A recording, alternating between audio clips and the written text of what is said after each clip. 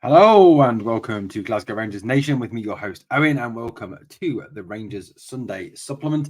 Like every good sports media outlet, maybe I don't know.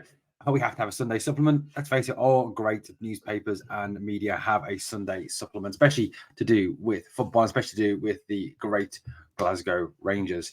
Well, Rangers played their second friendly, or not second, I suppose, their second main friendly yesterday, Saturday, against our German cousins from SV Hamburg. And it was a keenly fought match at Ibrox. I'm obviously going to look back on that game and anything that's come out of that game, obviously, as well as look ahead to the week ahead and look at any news that is coming out of the club.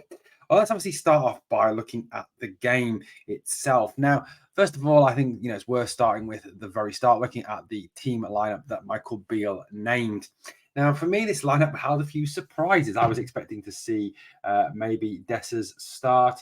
I was expected to see, maybe also Lammers start. Cantwell certainly start, but and Suter start. But Michael Beale sprung a few surprises. I think as a kind of giving other players opportunities to get to start from the very beginning of the game and not to come on as subs. And also have a look at some of these players as well. Some of these players who may well be going up for sale over the next few weeks, particularly like of Rabbi Matondo, for example. So the team that he named was Jack Butland in goal. Fair enough, best keeper, goalkeeper one, can't go wrong with that. Then obviously James Tavernier, captain. Leon Balogun got the start ahead of John Suter for today's game. Ben Davies also started again. It really does look like Ben Davies is not leaving and not going anywhere this summer, particularly I think, with the fact that Rangers, without any further signings at this moment in time at centre-back, are very short in that area. Leon King is going to come back, but it will take 5 to 6 weeks for Leon to be back and able to train. And obviously from that, it's about getting his fitness back. Ridvan got the nod ahead of Borna Barisic at left back. And Ridvan, I thought, was absolutely exceptional. I'll talk a little bit more in depth about Ridvan shortly. The midfield three was Raskin, Dowell, and Hadji. And no Cantwell. Raskin and Dowell in particular impressed. Hadji was his usual efficient self. Did lack a bit of speed at times. I'm going to get slated for that. But there was one time when he got the ball, battled for it on the right-hand side and took it off the Hamburg players. And as he tried to accelerate it away, he looked like he was running through porridge. Then we had Matondo, Fashion, and Seema up front.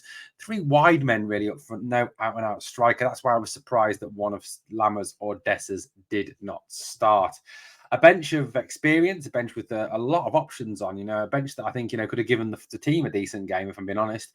McCrory, McLaughlin were the reserve goalkeepers, Lundstrom, Suter, Dessers, Lawrence, Cantwell, Lammers. That is such quality there, isn't there? Such quality there on that bench. Barisic, Rice was on the bench as well. There was an awful lot of talent coming on that bench, and that's something that's very different, I think, to games past, is the amount of talent that Rangers had on the bench today, against what we normally have there. Also, worth mentioning that Yefko was on the bench, and Kamar Roof was back and managed to get through a game without getting injured. Hold the front pages. Kamar Roof completes game without getting injured. Well, we hope. We don't know yet. Anything could emerge on Sunday or Monday, couldn't it, I suppose? I think the first thing that kind of stood out to me was that HSV Hamburg are, they tried hard. They're much further along in their pre-season prep than we are. Their league starts next Saturday. Obviously, we've got a few weeks to go, yet 15 days, I think it is, before we are due to play our first league game.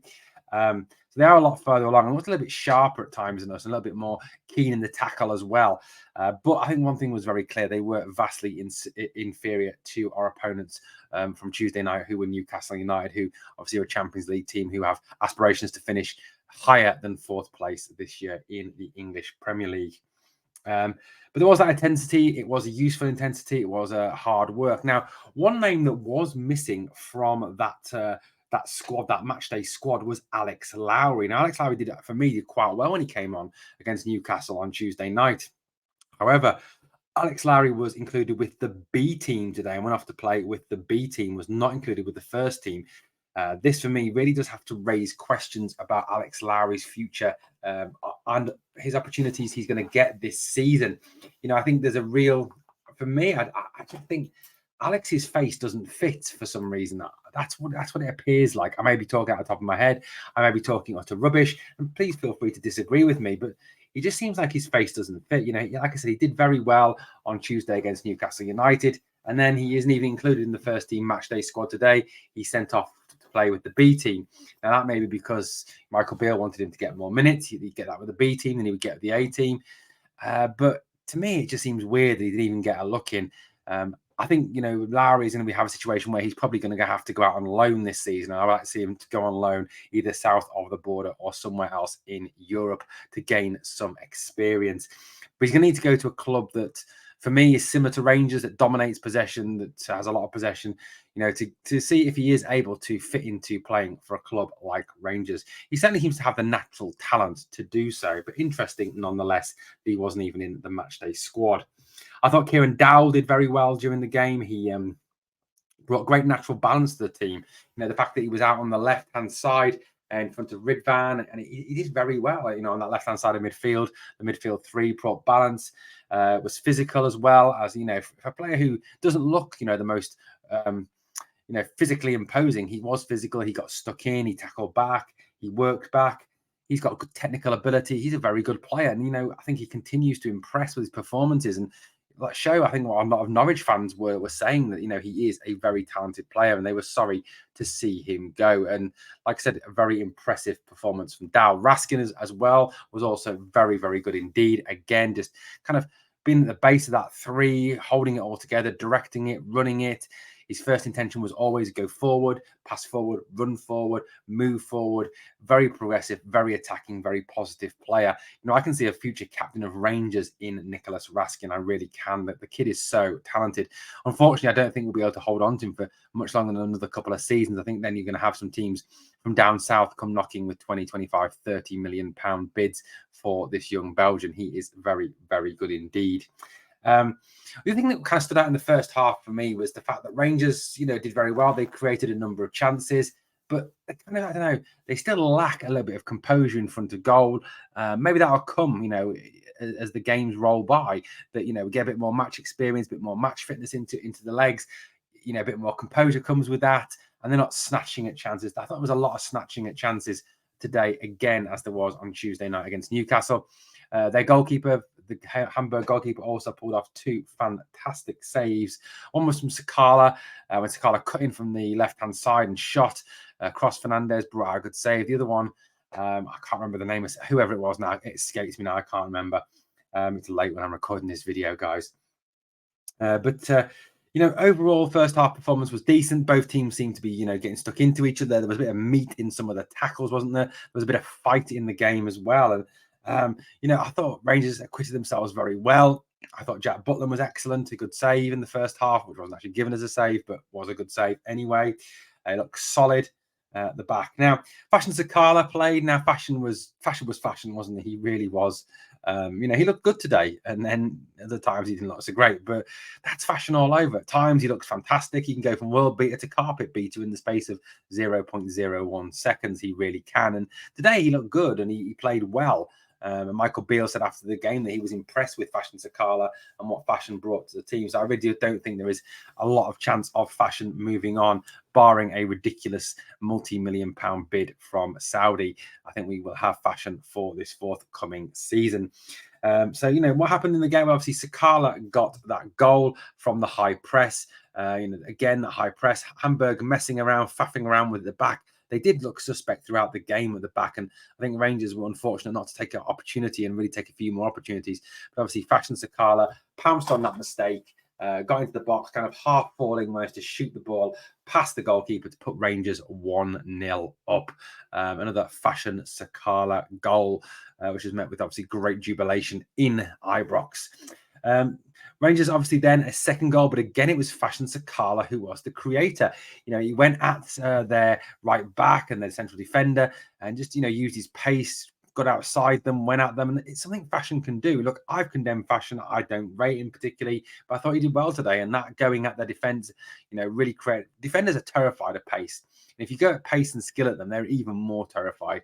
And Fashion Zakala gets the penalty. He's brought down. The defender hangs out his legs. Fashion goes over it. It's a penalty. It's a stone wall penalty. Kevin Clancy, yes, him of the disallowed Alfredo Morelos goal at Parkhead fame, allowed a penalty to Rangers. I'm sure he'll have to answer to somebody at Parkhead very soon for that.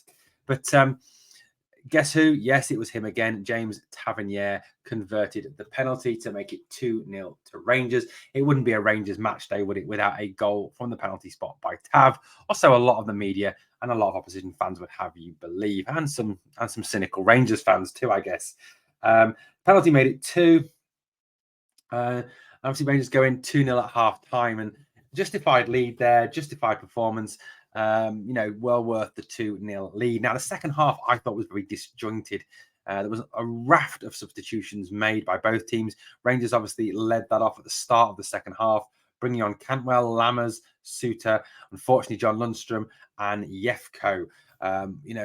What was great as well, again, was seeing Yefko and Bailey Rice getting a run out for Rangers. Again, Yefko looked good at the back. And Bailey Rice, as Michael Beale commented on post-match, he said that, Bailey Rice looked composed.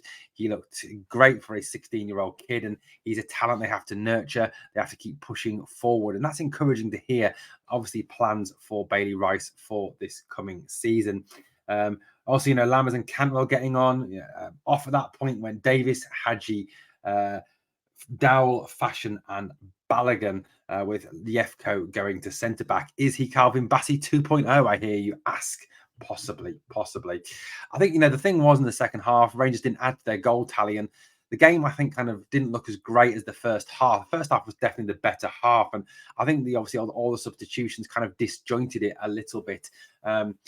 Realistically, I was probably expecting to see with all the subs that were made in the second half, I was probably expecting to see something closer to that in the first half, and the first half team in the second half, if that makes sense, in this game. I was expecting to see Dessers start, Lammers start, Suter start, Cantwell start. I was expecting to see all those guys actually from the beginning instead of being brought on as subs. So Michael Beale kind of threw us a bit of a curveball there. But that could change as he obviously changes his team for the Olympiacos game. I'm sure at some point he's got to start with what he perceives to be his strongest team. He spoke about the fact there's a lot of competition for places this season, which there is, isn't there? You look at the team this season, this year, the squad, there is a lot of competition for places too. I think the other thing I didn't really like is this playing out from the back from goal kicks. The two centre halves drop back, sort of level with the goalkeeper, and he kind of rolls it out. It just invites teams onto us, and I think that's something you've got to watch. I wouldn't be doing that against that lot from across the city, and I certainly wouldn't be doing that in the Champions League. Lundstrom was saved by a good tackle, but I think it was Suter when he was faffing around on the edge of the box with the ball. Really was indecisive again. Something that obviously John Suter seems to be very good at the moment. And, again, something that could cost us as the season goes on. John Lundstrom, something needs to be resolved with him. Does he stay? If he does, we need to extend his contract so he doesn't walk for nothing in the summer. If he's not going to stay, then we need to sell him on now for a fee. Tempo was kind of not as good as it was in the first half. For me, in the second half, it kind of died a little bit. There was a great moment, wasn't there, in the second half when Ridvan got in down the left, played an absolutely fantastic ball into the box. I think Ridvan is very good at his distribution and his crossing of the ball, and a target man in there, a Dessers in there, a Roof in there, and I think that is in the back of the net. What else happened during this game? Well, obviously, later on in the game, we saw the introduction even of Searle Dessers, which was great to see. Dessers making his Ibrox debut for the club. He is the number 9, obviously, with on the right there or left there, depending on how you look at it. Yefko and Rice, who obviously came on and did very well as well. But one of the biggest cheers was obviously reserved for the introduction of Tom Lawrence. Yes, Tom Lawrence, great to see him back after all his injury troubles. He was introduced in the 78th minute, came on and did very well indeed. The 61st minute, obviously, before that, we saw the introduction of Roof, Barisic, Rice, Dessers, off went Seema, Raskin, and Ridvan at that point. So, again, like I said, the second half was really, really disjointed. One thing that really kind of stood out for me, I was not impressed particularly with Abdallah Seema's performance. There was a chance he missed as well. The Lammers misdirected header which fell to him at the back post, and it was easier to score than miss. All he's got to do is play the ball into the ground, and he balloons it over the crossbar. An unfortunate miss from Abdallah Seema. I think he still needs to work on his confidence, work on fitting into this team, and perhaps giving him his more natural role as a wider player rather than someone through the middle. Jack Butland, like I said, very solid. Unfortunately, beaten at the end by that free kick that was pretty spot on by HSV, by I think it was Domper or somebody like that, to make the final score 2-1 to Rangers. A useful workout for the boys, a really useful kind of fight, and a useful